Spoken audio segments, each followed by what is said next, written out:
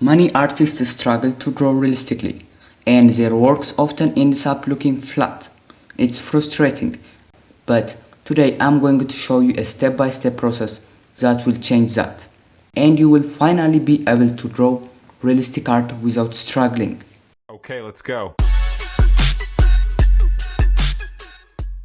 So now, first before you start draw anything, I highly recommend creating a grid.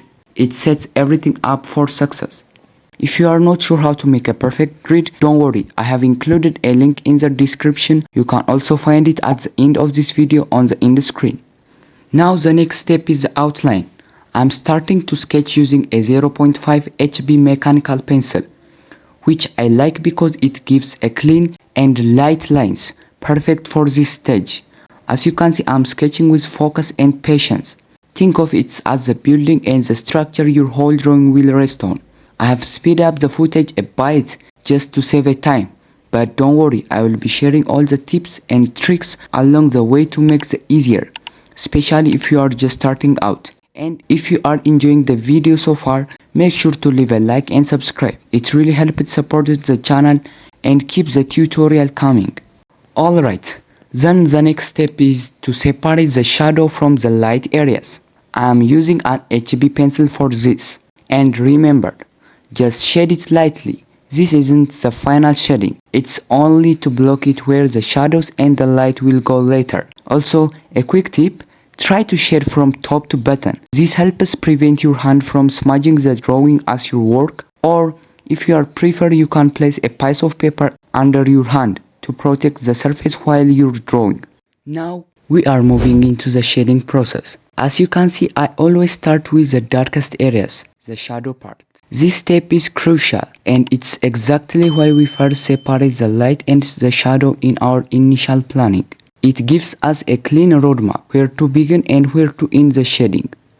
For these dark areas, I am using soft charcoal pencil. It's important to note for shading shadows or darker regions, charcoal pencils are preferred. They give you more control over depth and intensity. In the next step, we will look at which pencils are best suited for the midtones and light areas to balance the contrast and create realistic transitions. Now that we have finished laying in the darker shadow using our charcoal pencil, it's time to move on to the midtones. This is a very important step in shading process. Midtones are the areas between the darkest shadow and the brightest highlights. They give form and structure to your drawing, and they help create smooth transition between light and shadow. Without well-developed midtones, your drawing can look flat or too high in contrast. For shading the midtones, I recommend using a graphite pencil in the range of 2B to 3B. This pencil offers a great balance. They are soft enough to provide a nice rich tone, but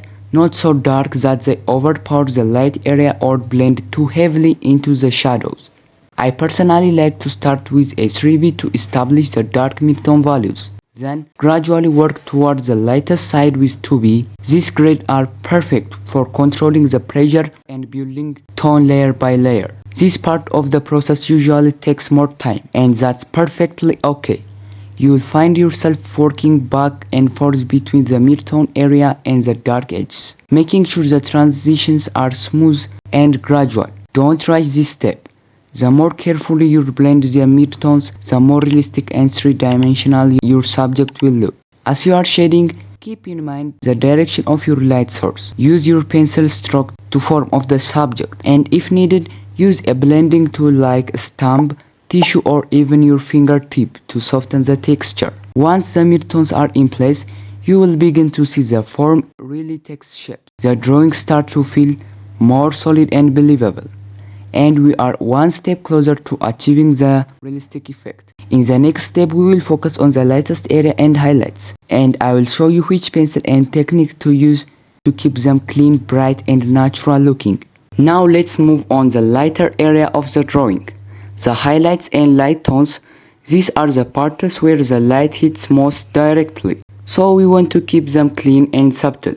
For this stage, I recommend using a hard graphite pencil such as HB, H, or even 2H. These pencils allows you to build soft light value without making the areas too dark. Start by shading lightly around the highlight zone using a gentle pressure and smooth. even strokes. If you accidentally go too dark, you can lift some of the graphite with a needle eraser by dapping or gentle erasing to bring back brightness. Once your light tones are in place, you can refine the brightest highlights, like in the eyes, on the nose or on the sharpened edges. Using a small eraser to pull out those final details, this little touch brings life and contrast to your drawing. With this step you have now established the full value range, from the darkest shadow to the brightest highlights, giving your drawing depth, volume and realistic. Once you finish the main part of your drawing, don't forget to take your time adding the small details. They might seem minor, but they make a big difference and really bring your artwork to life. In the final step, make sure to blend everything out nicely using a makeup brush.